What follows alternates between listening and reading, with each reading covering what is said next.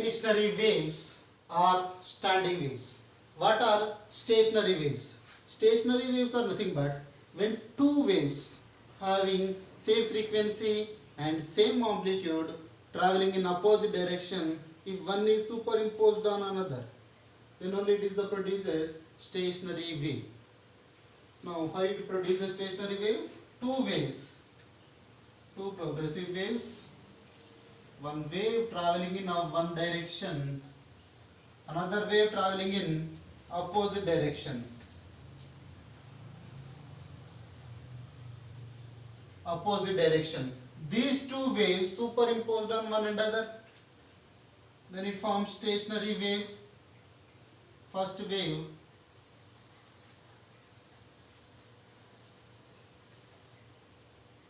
and it is traveling in opposite direction.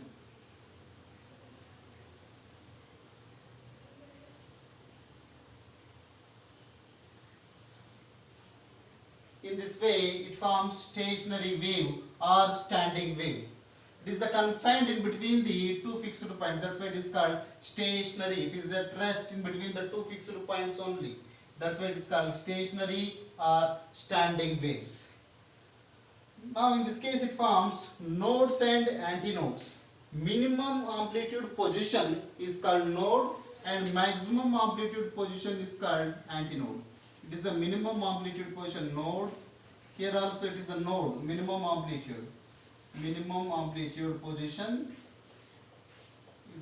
These are called nodes. Maximum amplitude positions are called antinodes. It is also maximum amplitude. Here also we are getting maximum amplitude. So it is called antinode. It is also antinode, antinode, antinode, antinode, antinode. Here also it is antinode. What is node? Minimum amplitude position is called node and maximum amplitude position is called antinode. Node. Minimum amplitude position is called node. And what is the antinode? Maximum amplitude position. Maximum amplitude position is called antinode.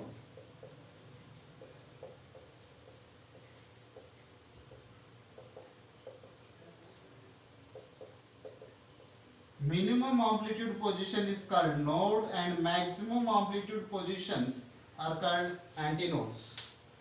Now how stationary waves formed in a stretched string or stretched wire? Now just we are taking one wire. It is the fixed in between the two fixed points. And when you create the disturbance in the middle, so it produces two waves. These two waves travel in opposite direction. Just we are creating disturbance, so it produces one wave, another wave, this opposite direction. These two waves move away from each other at end points. At end point what happens? Again they get reflex. So reflected waves at end points they get reflex. Now at this end point it will reflect and traveling in opposite direction. Now here also this wave traveling in opposite direction. These two waves superimposed on one another, it is forming the stationary wave.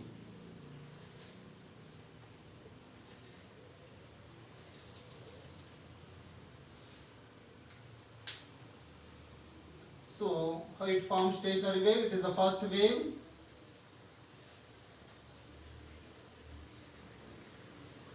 It is the first wave and second wave.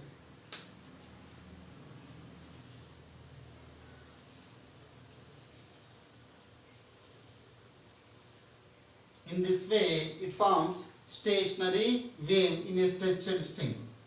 Now in the stretched string or stretched wire, just we are creating the disturbance in the middle of the wire. So it produces two waves. These two waves, just it is moving away from each other at end points. They get reflected and reflected waves moves towards each other. Now these two reflected waves superimposing on one another, it is forming the stationary wave. Now we have to derive the condition for where it forms node and where it forms antinode. For that, what are the displacement equation? Displacement of the first wave and displacement of the second wave. Displacement equations. Displacement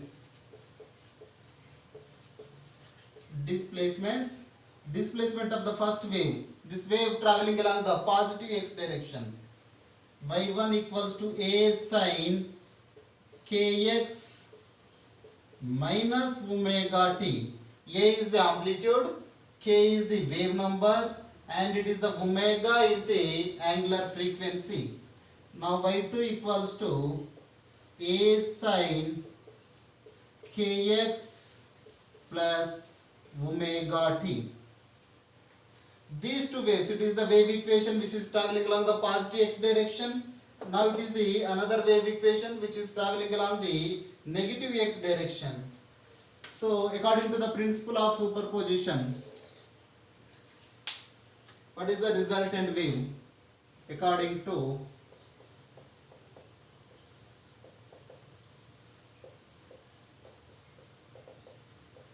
principle of superposition,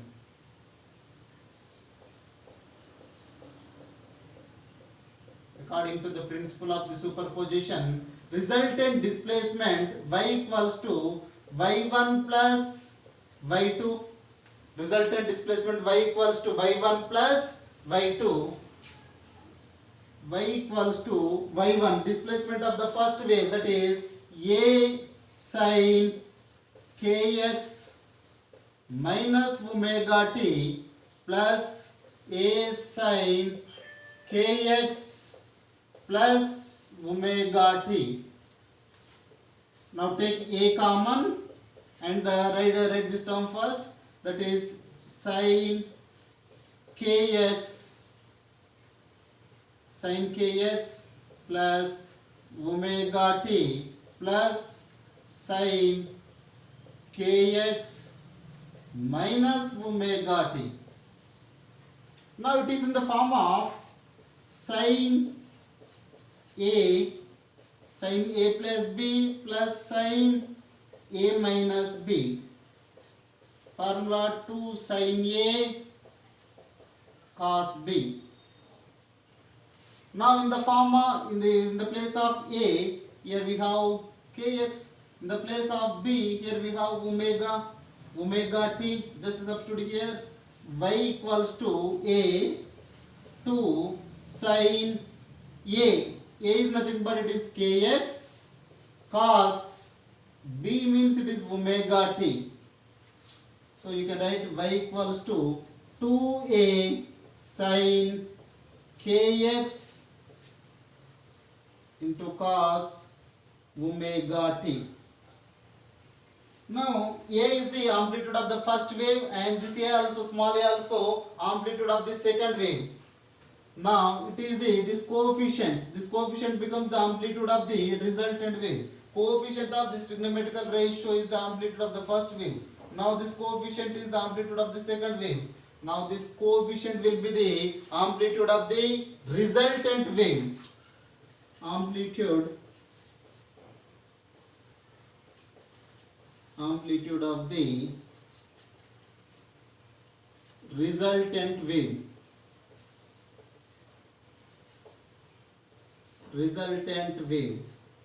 Capital A equals to 2A sin kx.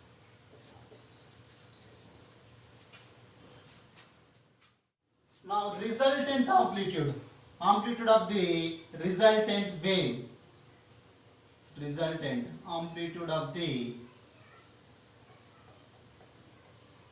amplitude of the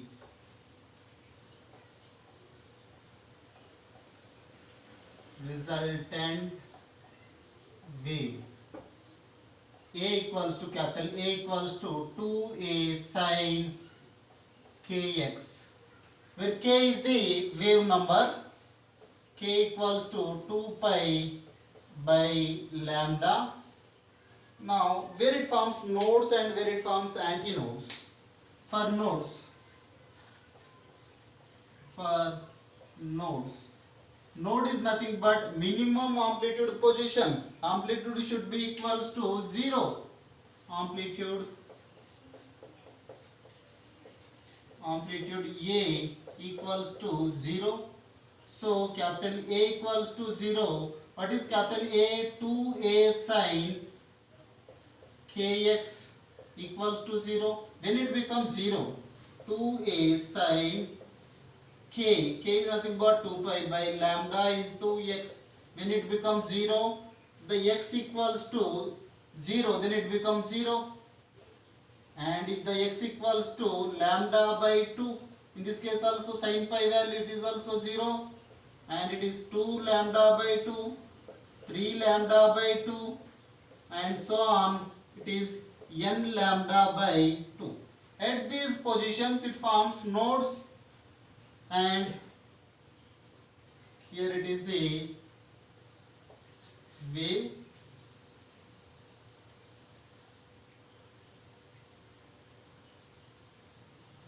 At 0 position it forms node to node distance lambda by 2, again it forms node only, 2 lambda by 2, 3 lambda by 2, 4 lambda by 2, 5 lambda by 2, 6 lambda by 2, n lambda by 2 position also it forms node only. Now what about antinode? For antinodes, antinode is nothing but maximum amplitude position. Antinode is nothing but maximum amplitude position. So amplitude should be maximum. Amplitude A should be maximum.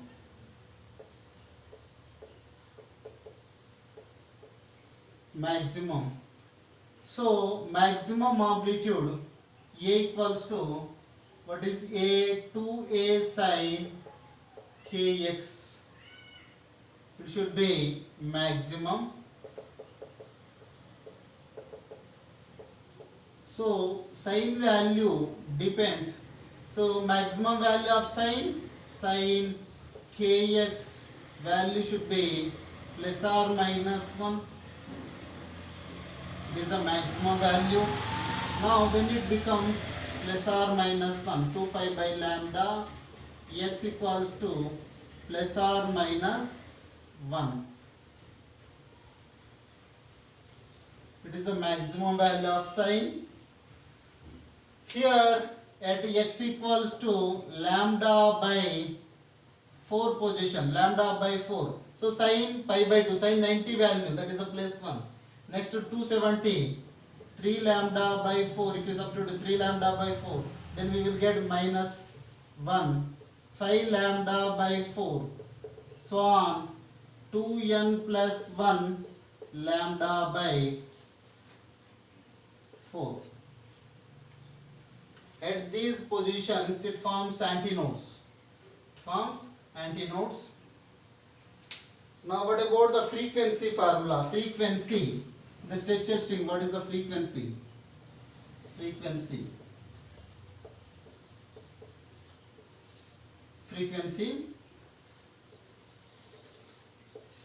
Suppose it consists of p number of loops. It consists of p number of loops.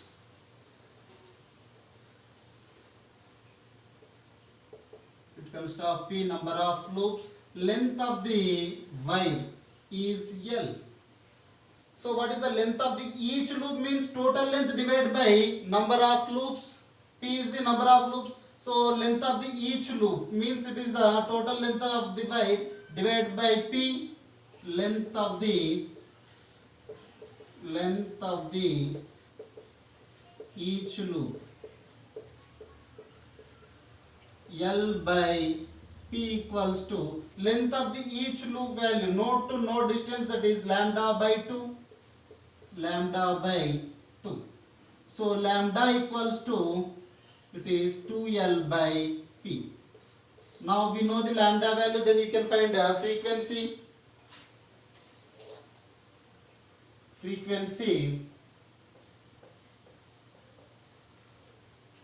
Frequency n or nu. You can use n or nu. Nu equals to V by lambda. N equals to V by lambda value 2L by P. 2L by P.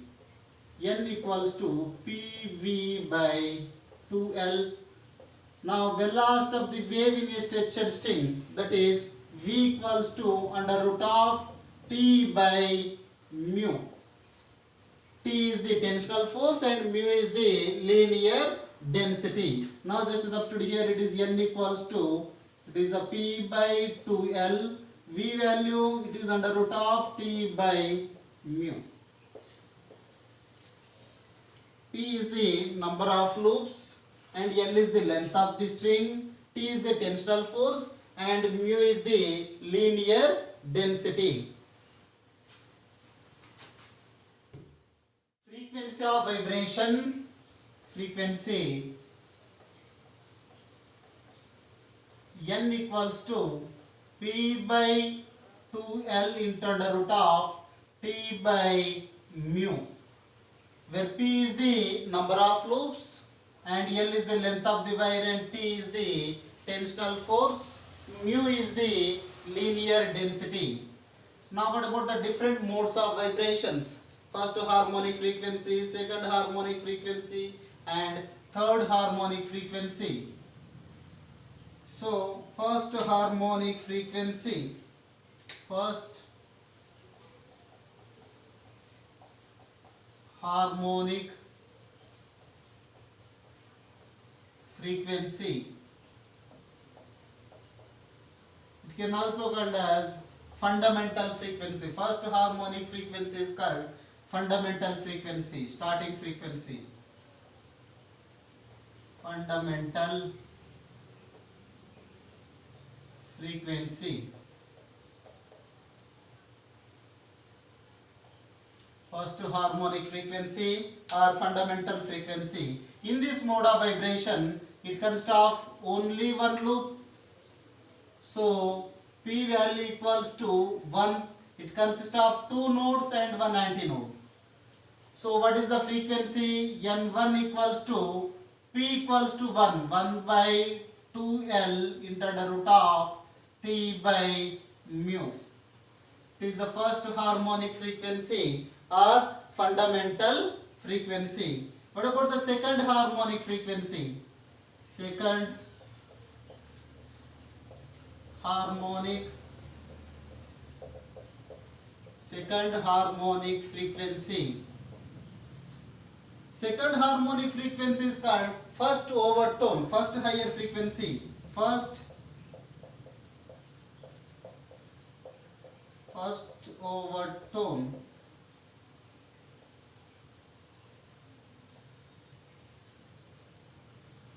So in this mode of vibration, it consists of two loops. It is the one loop and other loop.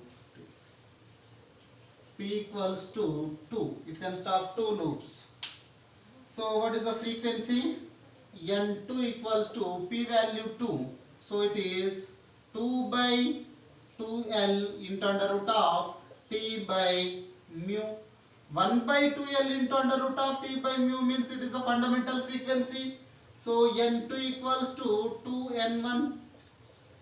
It is the 2 times multiple of the first harmonic frequency. That's why it is called second harmonic frequency. Next mode of vibration, that is third harmonic frequency. Third harmonic frequency. Third harmonic frequency, or it is second overtone. Second overtone. Second higher frequency. That's why it is called second overtone. Now in this mode of vibration, it consists of 3 loops. In this case, it consists of only one. Now in the second harmonic frequency, it consists of 2 loops. Now in this case, it consists of 3 loops.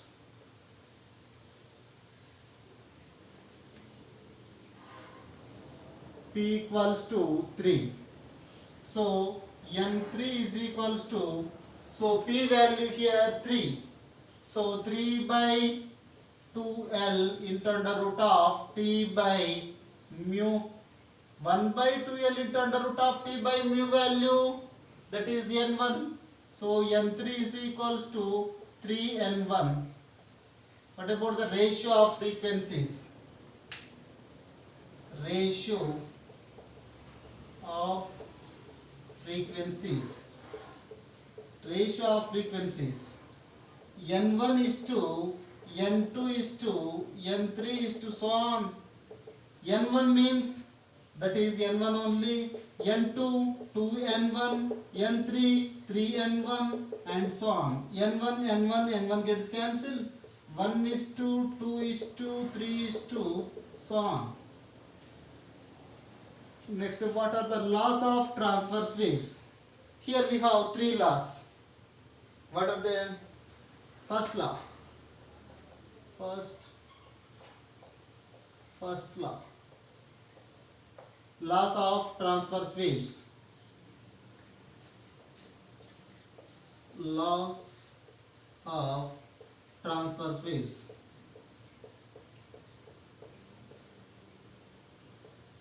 Laws of transverse waves. So frequency formula, fundamental frequency formula, 1 by 2L into under root of T by mu. In the first law, we have to take the fundamental frequency and length only. Fundamental frequency is inversely proportional to the length of the wire because it is in the denominator. When the other two are constant, means it is the tensional force and linear densities are constant. It is called first law. Fundamental frequency is inversely proportional to the length of the wire when tensional force and linear densities are constant. Second law. In the second law, how it depends on the tensional force. Second law. Fundamental frequency is directly proportional to square root of the tensional force. Fundamental frequency is directly proportional to the square root of the tensional force. When the other two are constant, other two, length and linear densities are constant. Length and linear densities are constant. It is the second law. Fundamental frequency is directly proportional to square root of the tensional force when length and linear densities are constant. Third law.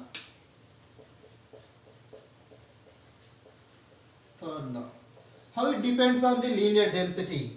Fundamental frequency is inversely proportional to square root of the linear density.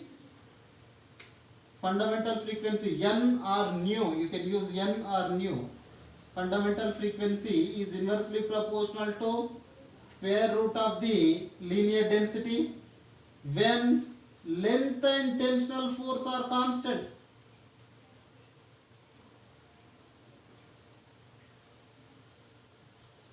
Length and linear densities are constant. That is third law.